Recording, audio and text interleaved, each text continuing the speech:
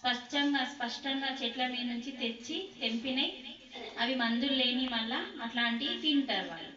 అప్పుడు వాళ్ళకి ఏమైతే అంటే నిద్ర రాదు.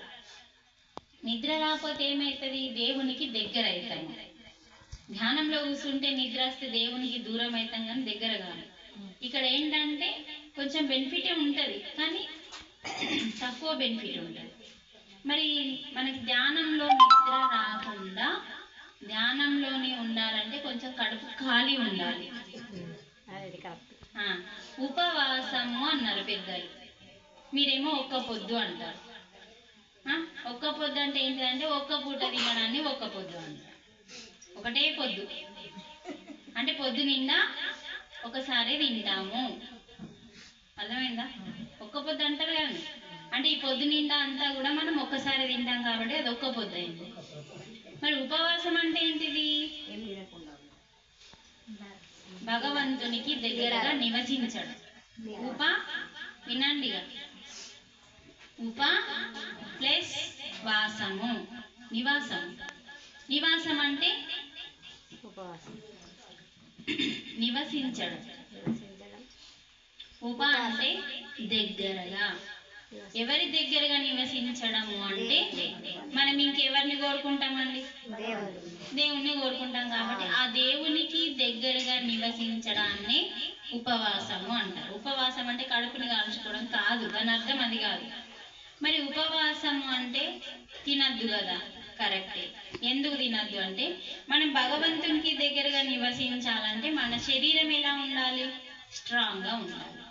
మరి అన్నం తింటే ఏమవుతుంది? శరీరం స్ట్రాంగ్ అవుతుందా, మజ్జ అవుతుందా? వెరీ గుడ్, మజ్జ అవుతుంది. కాబట్టి వండిన పదార్థాలు కడుపు నిండా భోజనం పెట్టినాం కదా, దానికి కూరికి రమ్మంటే ఎందుకు రాదు? అందుకని భోజనం పెట్టకుండా నిలారంతో మనం ఉండి, మరి నిలారం ఉంటే శరీరానికి శక్తి రాదు కదా, అందుకని ధ్యానం చేసి నిలారం ఉండి మనం భగవంతునికి ఎప్పుడైతే ధ్యానం ద్వారా దగ్గరైతామో దాని పేరే ఉపవాసము. ఇప్పుడు అర్థమైందా? కడుపుని ఎందుకు కాలుస్తామంటే నిద్ర రాకుండా ఉండడం కోసమే. మిమ్మల్ని దేవుడు తినద్దని ఎప్పుడు ఆంక్షలు ఇయ్యడం. దానివల్ల మనకి ఏంటి లాభం అంటే, ఒకటి ఆరోగ్యం వస్తుంది. వారంకి ఒక్కసారి కానీ 14-15 రోజులకు ఒక్కసారి కానీ మనం కడుపు మొత్తం ఖాళీ చేస్తే ఏమైందంటే మన జీర్ణకోశము, ఇలా ఉన్న జీర్ణకోశము ఇలా కుదించబడుతుంది, అంటే దగ్గరికి వచ్చేస్తుంది. ఇలా ఉండి ఇలా దగ్గరికి వచ్చి అది దానికి పని తగ్గిపోతుంది కాబట్టి కొంచెం రెస్ట్లో ఉంటుంది కదా, అంటే విశ్రాంతిలో ఉంటుంది కదా. ఇప్పుడు ఏదైనా రోగం వచ్చిన వాళ్ళకి ఏం చెప్తాం? అమ్మ రెస్ట్ తీసుకోండి అంటారు. రెస్ట్ తీసుకుంటే ఏమవుతుందంటే తగ్గిపోతుంది.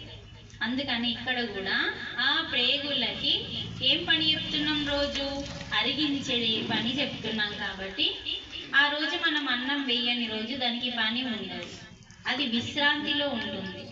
కాబట్టి దానికి ఏం చేస్తున్నామంటే ఆ ప్రేగులు ఏమైతే అంటే కుదించబడుతుంది, అంటే జీర్ణకోశము కుదించబడుతుంది, దాని శక్తి తగ్గిపోతుంది. అప్పుడు ఏమైపోతుంది? అది ఎనర్జీగా మారిపోతుంది. అంటే జీర్ణకోశం అనేది ఏమవుతుందంటే మనం అన్నం వెయ్యనప్పుడు మన ప్రేగులకి ఆ జీర్ణము అరిగించే అది కోశం ఏదైతే ఉందో కుదించబడి దాని శక్తి తగ్గుతుంది. అప్పుడు దానికి ఏమవుతుంది? కొంచెం విశ్రాంతి అయినప్పుడు ఏమవుతుందంటే మన కడుపులో ఏవేవైతే భోజనం వేయమో ఆ టైంలో అది మనకు లోపల నుంచి కొన్ని అవసరం లేని మృత కణాలన్నింటినీ బయటకి నెట్టేస్తుంది అన్నట్టు. అప్పుడు మనం ఏం వేయట్లేదు కదా, దానికి కొంచెం పని కావాలి. అప్పుడు ఇవన్నింటినీ ఖాళీ కడుపుతో ఉన్నప్పుడు మనలో ఉన్న చెత్తనంతా మలము ద్వారా, మూత్రము ద్వారా, చెమట ద్వారా, శ్వాస ద్వారా 70%. శ్వాస మీద ధ్యాస పెడితేనే 70 బయటకు వెళ్తుంది. ఇక మిగతా టైంలలో 30% మాత్రమే బయటకు వచ్చి 70 లోపల ఉండిపోతుంది. ఈ లోపల ఉన్నప్పుడు మనకేం జరుగుతుంది అంటే ఈ మృతదేహాలు ఒక్కొక్క అవయవం మీద పడి ఎఫెక్ట్ చేసి ఆ అవయవాన్ని ఖరాబ్ చేస్తుంది. అందుకే మన లోపల అన్ని అవయవాలు ఖరాబ్ కావడానికి అదొక కారణం. మళ్ళీ మనం చేసిన పాపకర్మల వల్ల ఒక కారణం. అందుకనే 15 రోజులకు ఒకసారి, మనం వారం రోజులకు ఒకసారి ఎప్పుడైతే ఏ వారం పట్టాల్సిన అవసరం లేదండి. మన శరీరాన్ని ఆరోగ్యంగా తయారు చేసుకోవడం కోసమే యోగులందరూ కనిపెట్టి మన కోసం ఖాళీ కడుపుతో ఒక్క వారానికి ఒక్కసారి లేకపోతే 2 వారాలకు ఒక్కసారి వీలైనట్టు చేస్తే మన శరీరం అంతా ఒక ఔషధంగా తయారవుతుంది ఆ రోజు. అందుకనే దాని పేరే ఉపవాసం అన్నారు. అంటే భగవంతునికి ఏదైతే దగ్గరగా నివసించడమో అదే ఉపవాసం. దాని పేరే లంకనం అంటారు. దేని పేరు? తినకపోవడం, మాట్లాడకపోవడం, ఆలోచించకపోవడం. ఈ 3 ఉన్నాయి చూడండి. ఈ కడుపులో ఏం వెయ్యం, నోటికి తాళం, ఆలోచనలకి తాళం. ఈ 3ంటిని ఎప్పుడైతే ఆపేస్తామో దానిని లంకనం అంటాం. ఆ లంకనం చేసినప్పుడు ఏమవుతుందంటే అది ఔషధంగా మన లోపల తయారవుతుంది. లోపల మనకు ఔషధంగా తయారయ్యి ఆ ఔషధము ఉన్న రోగాలని తగ్గించి రాబోయే రోగాలని రానివ్వకూడదు. ఎందుకంటే మనం రెగ్యులర్గా చేస్తూ ఉండాలి. ఇక ఒక వారం చేసి కాదు, ఇలా వారానికి ఒకసారి 15 రోజులకు ఒకసారి చేస్తూనే ఉండాలి మనం బతికిన రోజు. ఇప్పుడు నేను చెప్పాను కదా 8 సంవత్సరాల నుంచి నేను ఏకాదశికి ఖచ్చితంగా చేస్తాను. అది నాకు ఎమర్జెన్సీ అత్యవసరం అయితే తప్ప నేను మాట్లాడను. లేకపోతే మాకు ఖచ్చితంగా కానే పడుతుంది మేడం క్లాస్ అంటే నెక్స్ట్ డే తీసుకుంటా, కానీ ఆ రోజు మాత్రం నేను అది ఎందుకంటే అది నా శరీరాన్ని దృఢంగా ఉంచితేనే కదా నేను ప్రచారానికి వెళ్తాను. నేను ప్రచారానికి వెళ్ళాలంటే నేను దృఢంగా ఉండాలి. నేను దృఢంగా ఉండాలంటే నేను లంకనం చేయాలి. అలా నేను చేస్తాను. కాబట్టి ఇది అసలు రహస్యం. ఉపవాసం అంటే ఏంది, ఒక్క పొద్దు అంటే ఏంది. ఇప్పుడు మనం శనివారం దేవుడని శనివారం పెడతాం, సోమవారం దేవుడని సోమవారం. వీటి వల్ల మనకి ఏ లాభాలు లేవు. సందడంతా టిఫిన్ తింటాం, సందడంతా భోజనం తింటాం. కడుపు ఎక్కడ ఖాళీ అయిందండి చెప్పండి? ఇంకా ఉప్మా పేరుతో అటుకుల పేరుతో ఇంకా బజ్జీలు తీసాం, అదైతే ఆయిల్ ఫుడ్. అందుకనే ఇప్పుడు చేరుని ఎందుకు బర్రమని గుంజొద్దన్నా అంటే ఇప్పుడు మీరు గమనించాలి, తలుపులిని వేసే పద్ధతి అనేది ఒకటి ఉంటుంది. ఇది మాకు న్యూటన్ కొండవీటి గారు వాళ్ళ క్లాసులలో నేర్పింది. ప్రతి దాంట్లో జీవం ఉంది అని చెప్పిండమ్మ. అన్నింటిలో జీవం ఉంది. ఇందులో కూడా జీవం ఉంది, కానీ కదలదు. నిన్న మనం నేర్చుకున్నాం కదా, అన్నింటిలో పరమాత్మ శక్తి ఉంది కాబట్టి దేవుడు అంతటా ఉన్నాడు అంటాం. ఇందులో ఉన్నాడు, అందులో ఉన్నాడు, స్తంభంలో ఉన్నాడని కూడా నిరూపించిండు కదా. ఉన్నాడు కానీ అన్నింటిలో జడంలో ఉన్నాడు, కానీ మన ప్రాణులలో ప్రాణంతో ఉన్నాడు. అందుకని తలుపులని మనం ఎలా వేయాలి? మెల్లగా వేయాలి. వేస్తే సొంపు ఉంటుందా? ఏమన్నా ఇంపుగా ఉంటుంది. అదే ధన్నుమని ఎత్తేసేసినాం అనుకో, ఆ సౌండ్ భరించలేదు. అప్పుడు ఏమైతే అంటే నెగిటివ్ ఎనర్జీ అందులో నుంచి రిలీజ్ అవుతుంది. ఎందుకంటే అందులో ప్రాణం ఉందని చెప్పినాం కదా, కానీ కదలని స్థితిలో ఉంది. అప్పుడు అక్కడ దాని నుంచి రిలీజ్ అవుతుంది. మన ఇంట్లో కోపాలు వచ్చినప్పుడు తలుపుల మీద, బోళ్ళ మీద, కుర్చీల మీద, బల్లల మీద, మనుషుల మీద వేయలేక వస్తువుల మీద వేసినప్పుడు ఏమైతే అంటే మన ఇంట్లో నెగిటివ్ శక్తి అనేది ఏర్పడుతుంది. నెగిటివ్ శక్తి ఏర్పడినప్పుడు ఏమవుతుంది? నీకు మనశ్శాంతి కోల్పోతావు. ఈ మనశ్శాంతి కోల్పోయిన నువ్వు గుడికి పోయి మనశ్శాంతిని కోరుకుంటావు. ఫస్ట్ రోజు చెప్పినా కదా, ఏమని చెప్పినా? ఇంటిలో లేని ప్రశాంతత గుడిలో ఎందుకు దొరుకుతుందో తెలుసుకోవడం కోసమే గుడి నిర్మించిండ్రు. కానీ మనం తెలుసుకుంటున్నామా? తెలుసుకోవడం కాదు అసలు ఆ సంగతి మనకు తెలియదు. మరి గుడిలోకి అడుగడుగున ఒక అద్భుతాలు ఉన్నాయి. ఒక గంట, గర్భగుడి, ప్రదక్షిణకి గజస్తంభం, బలిబండ, గోపురము, అద్భుతాలు ఉన్నాయా లేదా? అవన్నింటి గురించి నిన్న చెప్పేసిన నేను ఆల్రెడీ. నిన్నటి క్లాస్లో మొత్తం డీటెయిల్స్ చెప్పిన. గంట యొక్క గొప్పతనం ఏంది, గర్భగుడి గొప్పతనం ఏంది. గర్భగుడిలో అండి విగ్రహాన్ని పెట్టడానికంటే ముందు విగ్రహానికి కళ్ళు కట్టేస్తారు. ఆ విగ్రహాన్ని ప్రాణ ప్రతిష్ఠ అంటే ఆ విగ్రహంలో ప్రాణం ఉండదు, జడంలో ఉంటుందని చెప్పిన కదా. ప్రాణం ఉండదు, జడంలో ఉంటుంది. కాబట్టి మంత్రశక్తి ద్వారా ప్రాణం పోస్తారు. ఫస్ట్ ప్రాణం పోయే కంటే ముందు ఏం చేస్తారు? ఏ గర్భగుడిలో అయితే మనం దేవుణ్ణి విగ్రహాన్ని ప్రతిరూపాన్ని నిలబెడతామో అక్కడ అంటే పంచలోహాలతోని తయారు చేసిన కొన్ని వస్తువులను అక్కడ వేసి తర్వాత ఒక యంత్రం తయారు చేస్తారు. శ్రీచక్రాలు కానీ అవి ఇవన్నీ కానీ ఏవైనా కానీ తయారు చేసి అక్కడ ఆ గర్భగుడిలో నిలబెట్టే విగ్రహం కింద పెట్టేస్తారు. దేని కొరకు ఇవన్నీ పెట్టిన తర్వాత గద్దె గట్టి విగ్రహాన్ని నిలబెడతారు. నిలబెట్టిన తర్వాత దానిపైన ఒక పైన మీరు గర్భగుడిలోకి వెళ్ళాం కాబట్టి మనకి పైన దేవుని విగ్రహం పైన ఎలా ఉంటుందంటే శ్రీచక్రం ఆకారం. అంటే మనం స్టార్ వేస్తాం చూడండి, ఆకిట్లో ముగ్గులు రానులు ఏం చేస్తారంటే స్టార్ వేస్తారు. ఆ స్టార్ ఆకారంలో పైన గుడి పైన మనకి కట్టి ఉంటదమ్మ, గర్భగుడి లోపల కట్టి దాని బయట గోపురం లాగా గౌరమ్మ షేప్ లాగా గోపురం పెడతారు. ఇవన్నీ కరెక్టేనా? మరి ఆకిట్లో వేసే ఈ నక్షత్రానికి అద్భుతమైన శక్తి ఉందన్నట్టు, ఆ ముగ్గుకు కూడా ఒక అద్భుతమైన శక్తి ఉంటుంది. మీరు గమనిస్తే ఈ ఇంట్లో పెట్టిన పిరమిడ్ చూసింది కదా ఇందాక, ఆ పిరమిడ్ చూడండి, మనం వేసిన నక్షత్ర ముగ్గుకి ఎన్ని పిరమిడ్లు వస్తాయో మీరు లెక్క పెట్టండి. ఇటొక్క పిరమిడ్, అటొక్క పిరమిడ్, ఇది ఆ కోణానికి ఉన్న శక్తి. అది అంటే గౌరమ్మ షేప్ వస్తుంది. అంటే ఆ కోణానికి ఈ భూమికి ఆ విశ్వశక్తికి కనెక్షన్ ఉందన్నట్టు. అంటే ఈ భూమి మీద అది ఉంటే ఆ విశ్వంలో ఉన్న ప్రాణశక్తి ఆ కోణం ద్వారా ఆ శక్తి ఎక్కువగా భూమి మీదకి వస్తుందని చెప్పి మన గుడులు గౌరమ్మ షేప్లో కట్టింది. మన కూన ఇల్లు, ఇప్పుడు ఇల్లది కూన ఇల్లు కదా, కూన ఇల్లు కూడా అలాగే ఉంటాయి. ఇలా ఉన్నాయా లేదా? అందుకని మన యోగులు ఏం చేసిందంటే మనం ఆరోగ్యంగా ఉండాలని చెప్పి ఏ రోగాలు రావద్దు, ఆ ఇంటిలో శక్తి ఉండాలి.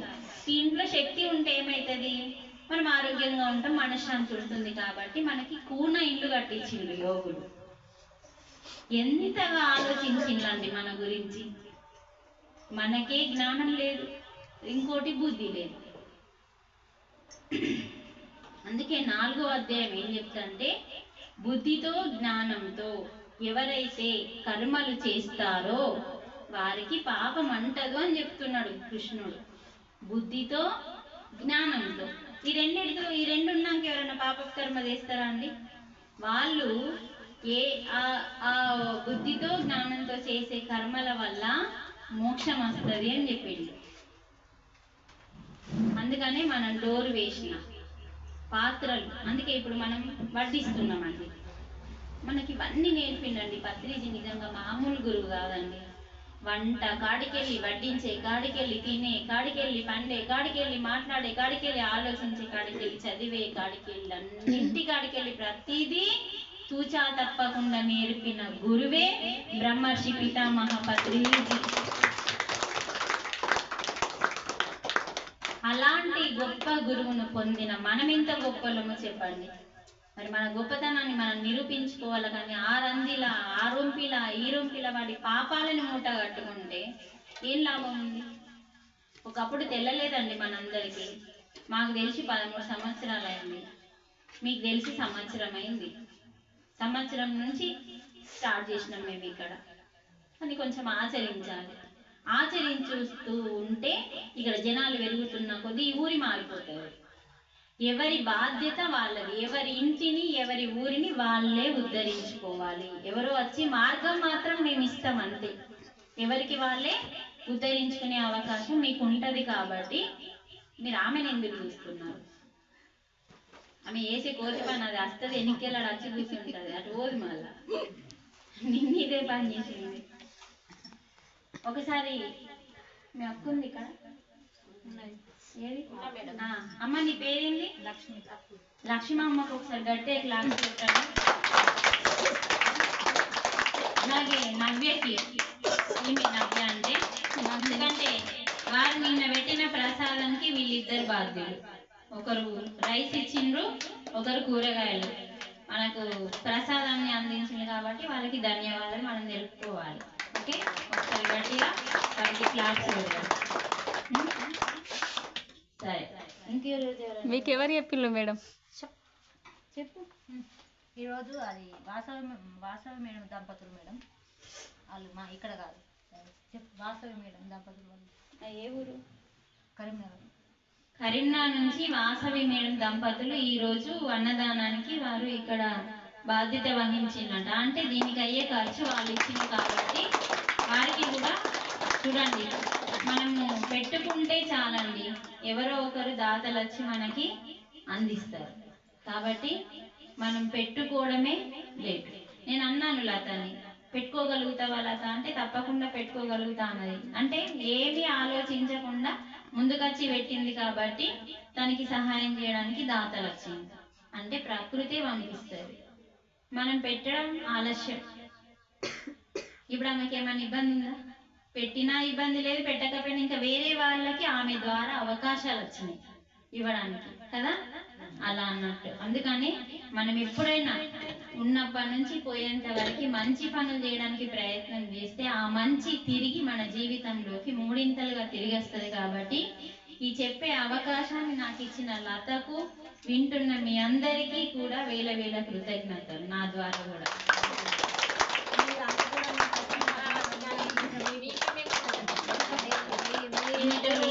చెప్పటోళ్ళు దేవుడు లెక్క మీరు మాకు ఇప్పుడు గురువు గారైనా మీరే, దేవుడైనా మీరే. ఇక్కడ ఉన్నాం, మీరు అంత దూరంకి వెళ్ళి వచ్చిండ్రు.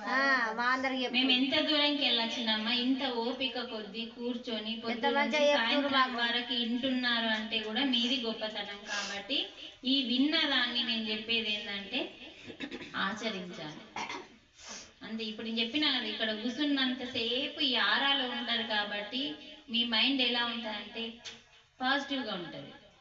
ఈ ఆరా నుంచి మీరు మీ ఇంటికి పోయినప్పుడు కూడా మీరు పాజిటివ్గా ఉన్నారు అంటే మీరు ఒక మార్పు చెందినట్టు. ఆలోచించండి. ఇప్పుడు 3 రోజుల యజ్ఞం రేపటి వరకు ఉంటుందండి. ఈ 3 రోజుల యజ్ఞం రేపటి వరకు ఉన్న తర్వాత లత చెప్తుంది, ఇక్కడ మీరు రోజు రాకపోయినా ఒక వారం పెట్టుకోండి, ఆదివారమా సోమవారమా ఒక వారం పెట్టుకోండి. తర్వాత అమావాస్యకి, తర్వాత పౌర్ణమికి ఆ శక్తులు బాగుంటాయండి అమావాస్యకి. ఇప్పుడు ఇంకొక విషయం ఏంటంటే, ఇప్పుడు వచ్చే అమావాస్య పేరు చాలా గొప్ప అమావాస్య అండి. ఇప్పుడు 29 నాడు మౌని అమావాస్య అంటారు. అది మౌని అమావాస్య అంటే ఏంటంటే దాన్ని ఇంకా చొల్లంగి అమావాస్య కూడా అంటారండి. మౌని అమావాస్య అంటే ఏంటంటే మనకి రోగాలని నయం చేసే, దీర్ఘకాలిక రోగాలు ఎవరికైతే ఉంటాయో వాళ్ళు ఈ అమావాస్య రోజు డేలో నైట్లో ధ్యానం ఎక్కువ చేయాలి. చేస్తే వాళ్ళకి ఏమైనా రోగాలు ఉంటే తగ్గిపోతాయి. ఎందుకంటే మేము ఇది నమ్మి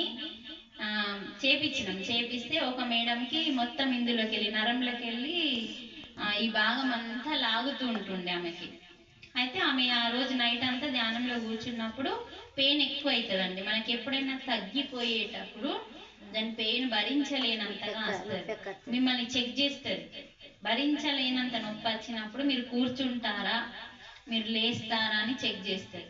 అప్పుడు ఆమె అట్లనే నాకు చెప్తున్నప్పుడు మీరు కళ్ళు మూసుకోండి, మాట్లాడకండి, కంటిన్యూ చేయండి, ఆ నొప్పి పోవడానికే మీకు పెయిన్ ఎక్కువ అవుతుందని చెప్పి నేను కూర్చోబెడితే తెల్లారి లేచే లోపల క్లియర్ అయిపోయింది. ఆమె ఎన్నో రోజుల నుంచి అవస్థ పడుతున్న నొప్పి ఏదో జన్మల కర్మ ఈ నరం ఆ రోజు క్లియర్ చేసుకుంది. అంటే వచ్చే అమావాస్య 29 నాడు అద్భుతమైన అమావాస్య. కాబట్టి ఇలా ఇంతమంది కాకుండా ఇంకా అయినా సరే ఒక్క దగ్గర కూర్చోవాలి.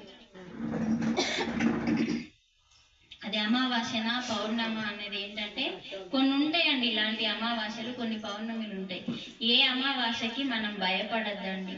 అన్ని శక్తులు మంచివే. మనం పాజిటివ్గా ఉంటే మనం పాజిటివే జరుగుతుంది. కాబట్టి నెగిటివ్ ఉంటే నెగిటివ్, అయ్యో నాకు ఓడేం చేసిండో అంటే అదే వస్తుంది.